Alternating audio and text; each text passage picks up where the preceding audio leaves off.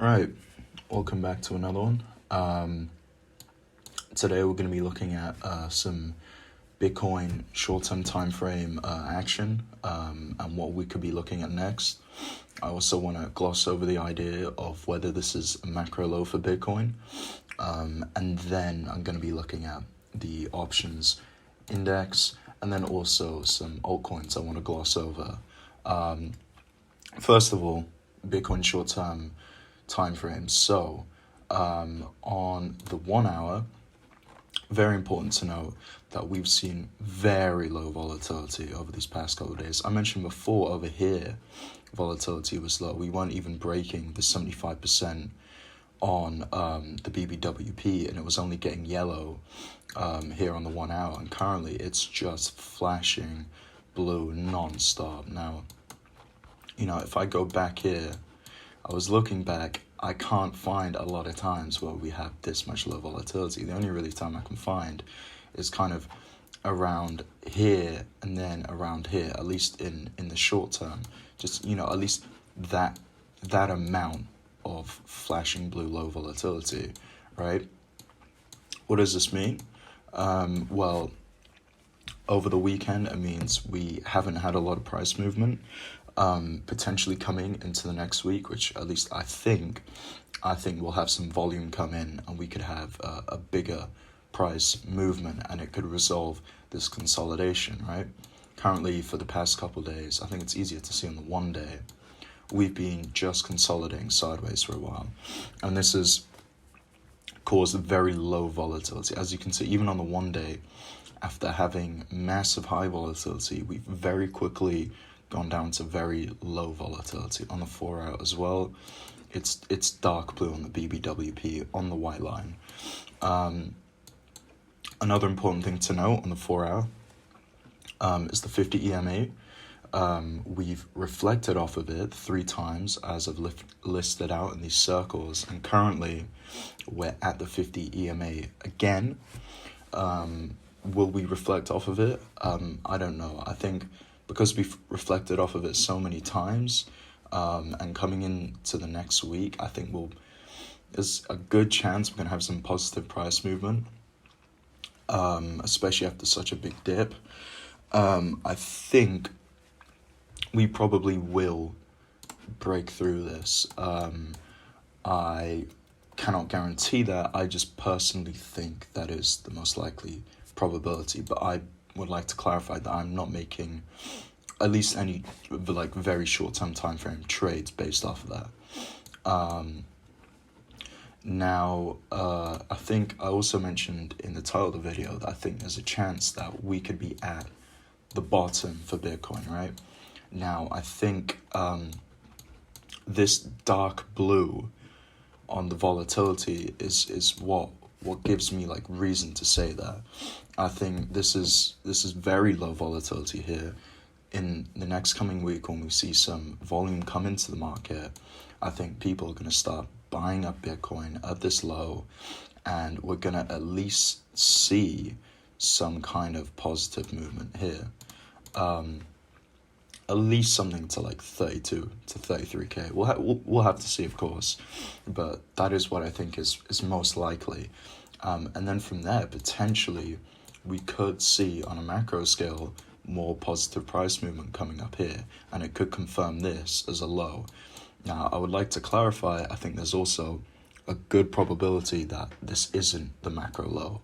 I think we could see some more downwards movement. I did make a video a few days ago about a lot of indicators implying that Bitcoin's at a massive low, and there's a high probability we're going to see we're going to see bullish movement from here, and we're going to see the start of a new cycle.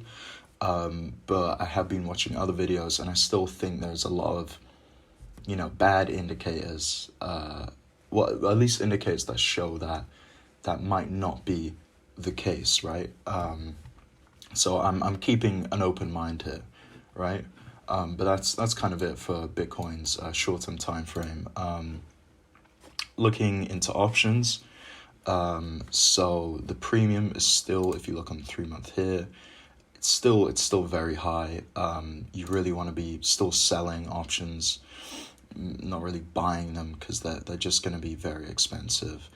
That's all I really have to say for that. I do say that I'm still buying options actually, but I'm looking at more long-term options right now, like 1 to 2 month contracts. I'm not doing my usual like 2 week straddles because the premiums are just too high. I played some straddles like a few weeks ago.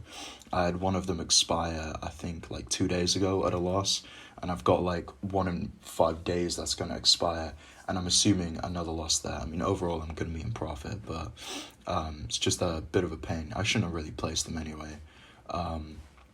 But still, that's kind of, yeah, there's not really much to say on that behalf. Now, one thing I do want to talk about actually is I kept talking about a coin called Aragon, and it turns out I was a little bit right.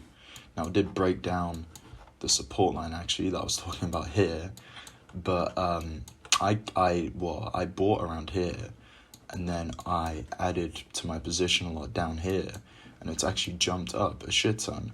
So actually only made a small increase off of it because I put a positive stop loss in place, and then it hit it, and then it went down more, and then it went up.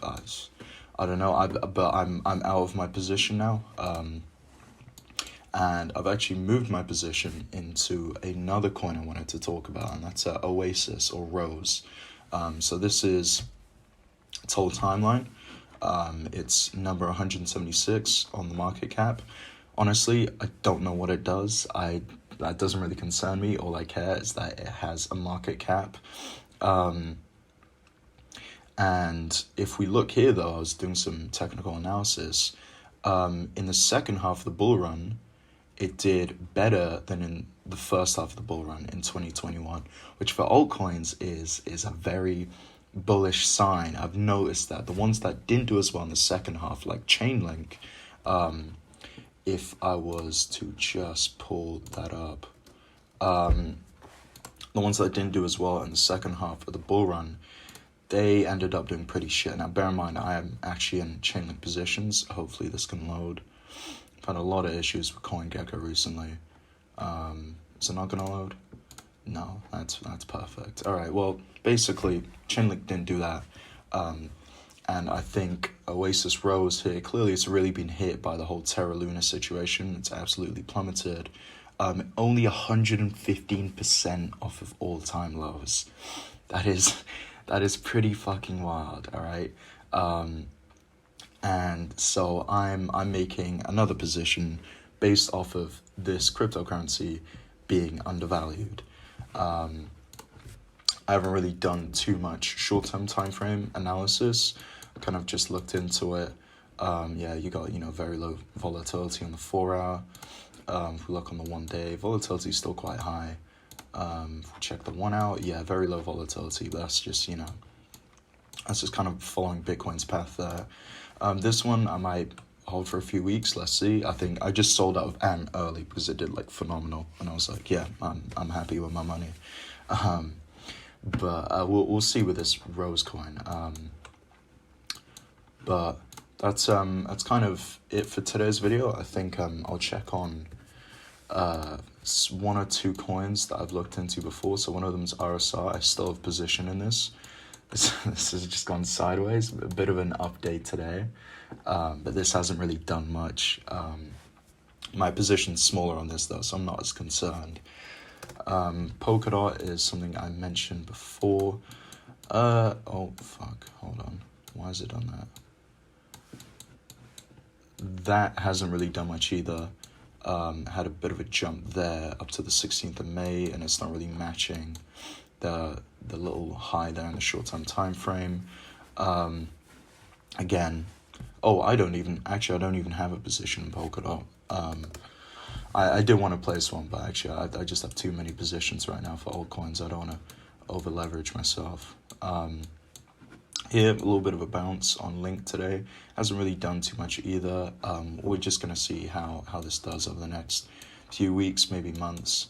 But I'm still very confident in Chainlink. That's kind of it though for today's video. Thank you for watching. and I'll see you in the next one. Goodbye.